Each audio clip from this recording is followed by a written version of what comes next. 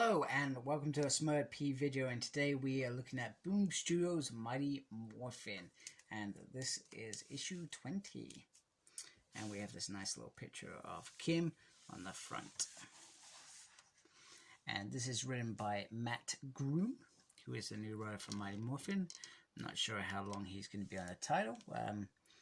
We've got illustrations by Moses, colors by Rao, and Ed is on the letters. So we are in space in the Lion Galaxy, and we have Alpha saving a day by saying that Tommy is their hairdresser, and he says, "You've seen the feature Tides of Triforian."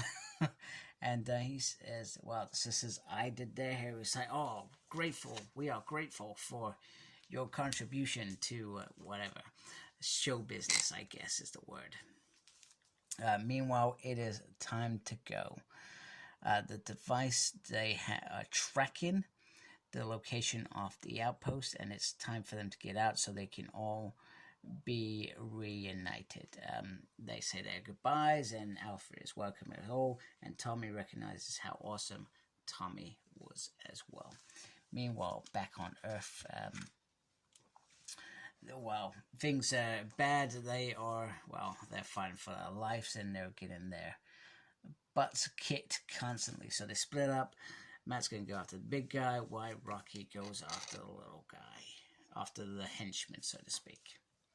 Just try and get my light into the right position, and hopefully you can see all of that without it blinding you.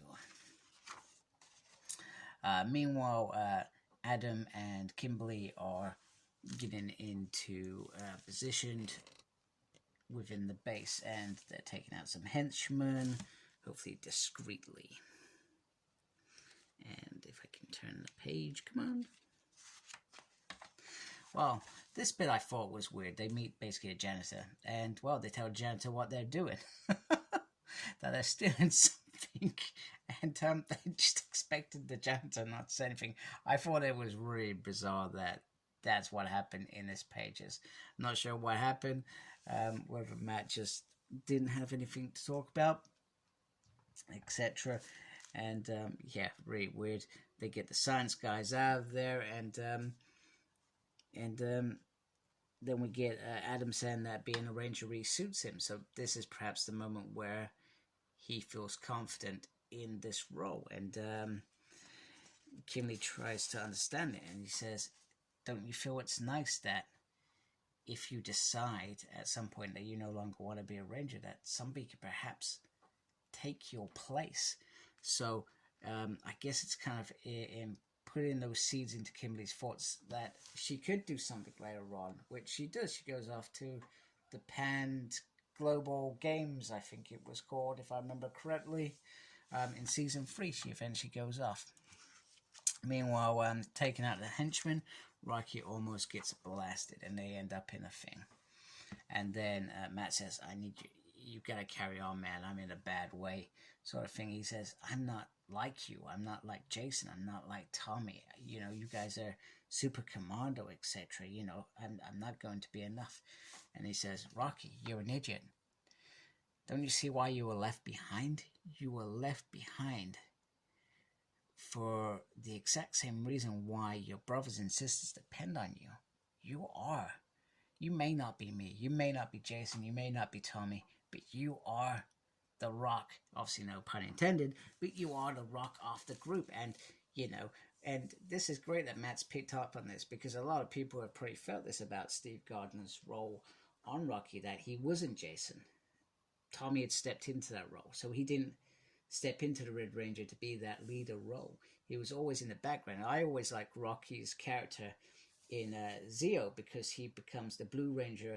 And I think getting him out of that Red Ranger costume, which was always designed as a leader, was probably the best thing for that character to grow into what I enjoyed with him, in terms of him supporting that leadership role in whatever he had to do, etc. Hence why when Jason returned, he got a little bit jealous, etc., because the other Rangers depended on him, etc. Oh, and if you're going to go out and fight the big bad guys, you're going to do this in style. Look at that. Armored Red Ranger. It's been a long time since that happened, so it's quite cool that it's happening here. So, you get straight into it. Meanwhile, on the planet that they are in trying to get this outpost is, the array is set up. So it sort of jumps between scenes here. One where Rocky's getting bashed. The other is around Billy and how this is all going to work. And very complicated science stuff, but it should work. And they're all set up on Earth for literally the old command center. The way that I read this was it's going to shift to one side, and then that's sort of going to come into its place. So they're sort of ready, etc. So, and then there's this great moment about Rocky saying, you know, it's my job to stand between you and them. That is my job, to protect them. Even though he's been told you've got nothing to fight for, he's saying, I do have things to fight for, and I will fight for them. Also, on Earth, we call this, what's it? I need to remember what it's actually called.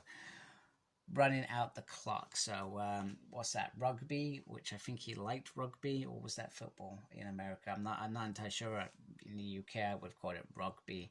Or, in fact, you know what? In football, you know, if you want to run down the clock, you take the ball into the corner of the opposite team, and you try and sort of hold it there and drive them nuts. She said, you know what? Get lost. This planet's defended. You have no chance, etc. We also get a nice moment with Rocky, and he's just saying, you know what? We're proud of you. You know, after he says, I'm proud of all you guys for, you know, being brave, etc., why things were going on, etc. So, the final moment is around Tommy thanking Matt, etc., and Grace, and wondering where Zed is, and where is Alpha. So Alpha's bringing back the ship from another planet, so he's got to bring that back.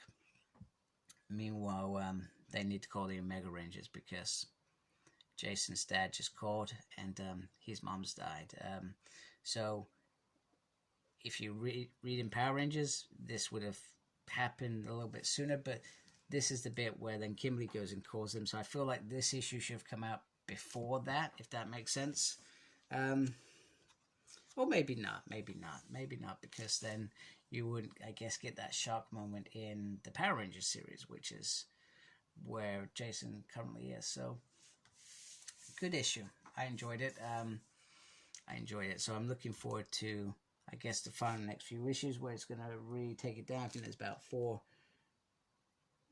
issues between the two runs before it gets to 100, etc. So looking forward to finding out where it ends up. So anyway, hope you like my video. If you do, really appreciate you subscribing to my channel. Thank you to those that already do. Make sure you look after yourself, very important these days. And as always, embrace the geekiness. Take care. Goodbye.